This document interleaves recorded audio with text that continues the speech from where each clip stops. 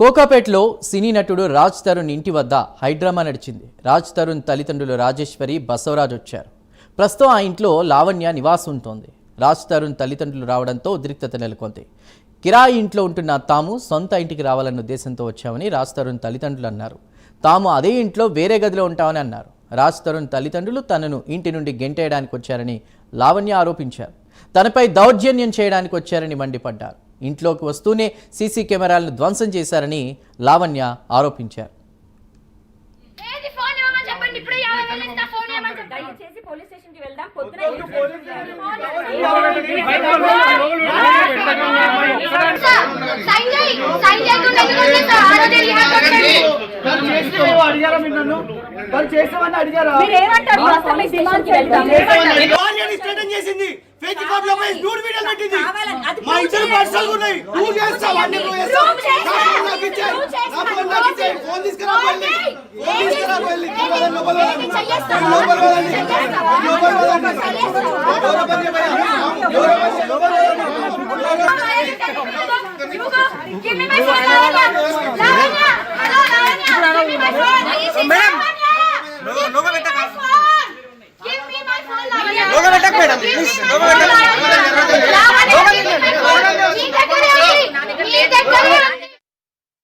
పొద్దున 11:30-12 ఆ టైంకి వీళ్ళు ఒక 15 మందిని తీసుకొని వచ్చారండి దాడికి. వాళ్ళు కింద సామాన్లన్నీ పగలగొట్టేశారు, సీసీటీవీ పగలగొట్టారు, మా తమ్ముడిని అటాక్ చేశారు. పైన రూమ్లో ఉన్న నన్ను ఈడ్చుకుంటూ ఇక్కడి నుంచి గేట్ వరకు లాక్కెళ్ళారు. దాడి జరిగింది.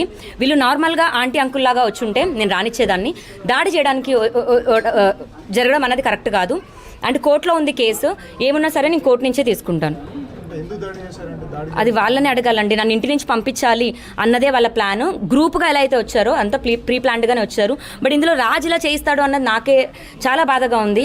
నేను పబ్లిక్గా సారీ చెప్పాను. అతను నార్మల్ లైఫ్ లీడ్ చేసుకుంటాడు, మళ్ళీ పని చేసుకుంటాడు, వాడికి సినిమాలంటే ఇష్టం, సినిమా తప్ప వేరేది ఉండదు, పని చేసుకోవాలన్న ఉద్దేశంలో మనస్ఫూర్తిగా చిన్నోడా సారీ, కాళ్ళు పట్టుకుంటానన్నాను, ఆంటీ అంకుల్ సారీ అన్నాను. దాని తర్వాత కూడా ఇంత పంతం దేనికో నాకు అర్థం కాలేదు. సారీ చెప్పిన తర్వాత అదే ఆంటీ అంకుల్తో కూడా నా ఫ్రెండ్తో ఫోన్లు చేయించాను, వచ్చేయండి అని. ఆ రకంగా వచ్చుంటే నేను ఎందుకు రానివ్వను? దేనికి ఆస్తి, దేనికి ఆంటీ డబ్బులు? వచ్చారండి, వచ్చారు, నిజంగా జరిగింది అది. ఇందులో అబద్ధం ఏమీ కాదు, జరిగింది. నేను నా అంతటా నేను వాళ్ళు బ్లాకులు చేశారని వేరే ఆవిడతో ఫోన్లు చేయించి వచ్చేయండి కదా, మీరు అందరు కలిసి ఉండండి కదా, పోనీ రాజు రాకపోతే రాకపోయాడు, మీరన్నా వచ్చి ఉండండి అని మనస్ఫూర్తిగా నేనే అన్నాను. ఈ రకంగా కరెక్ట్ కాదు. దాడి అన్నది ఏంటండి, కొట్టించేది ఏంటి? నన్ను పంపించడానికి. అదే అండి, 11 సంవత్సరాలు మేము ఉన్నామని కూడా ఛార్జ్షీట్ ఇవ్వడం జరిగింది.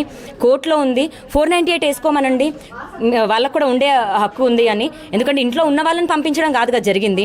మేము నివాసం ఉండేవాళ్ళం, వాళ్ళు విజిటింగ్కి వచ్చేవాళ్ళు. వైజాగ్ నుంచి వాళ్ళని తీసుకొచ్చింది కూడా నేనేనండి హైదరాబాద్కి. విజిటింగ్కి ఉండేవాళ్ళు. 2018 నుంచి అక్కడ వేరే దగ్గర ఉన్నాము.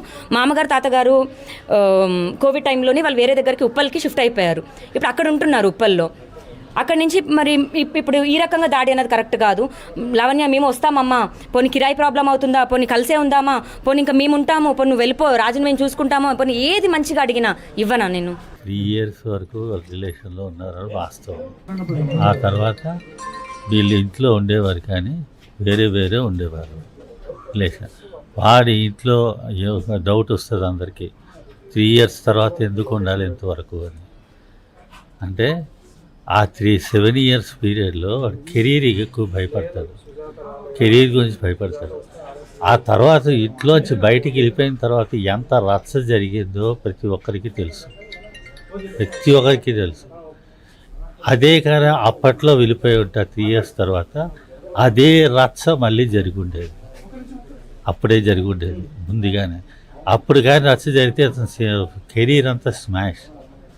ఇప్పుడు కొన్ని సినిమాలు అయ్యాయి కాబట్టి 20 సినిమాల తర్వాత ఇప్పుడు ఆ రచ్చ జరిగినా ఏదో నిలదొక్కుకోవడానికి ఇంకా ప్రయత్నం చేస్తున్నాడు. ఇప్పుడు అలాంటి భయం ఉంది కాబట్టి అది ముందే గ్రహించి డేర్ చేయలేక ఆ 3 years తర్వాత వెంటనే బయటికి రాలేక భరిస్తూ ఇంట్లో ఉండిపోయాడు. తర్వాత ఏంటంటే ఆ 7 years పీరియడ్లో ఇంట్లో ఉంటూ ఇక్కడ డ్రగ్స్ జరిగేవి, ఎన్ని అసాంఘిక కార్యక్రమాలు జరిగాయో అన్నది ప్రతి ఒక్కరికి తెలుసు. ఇప్పుడు నేను ప్రత్యేకంగా చెప్పట్లేదు. దారుణంగా అసాంఘిక కార్యక్రమాలు జరిగాయి, డ్రగ్స్ జరుగుతున్నాయి, ఇవన్నీ జరిగాయి.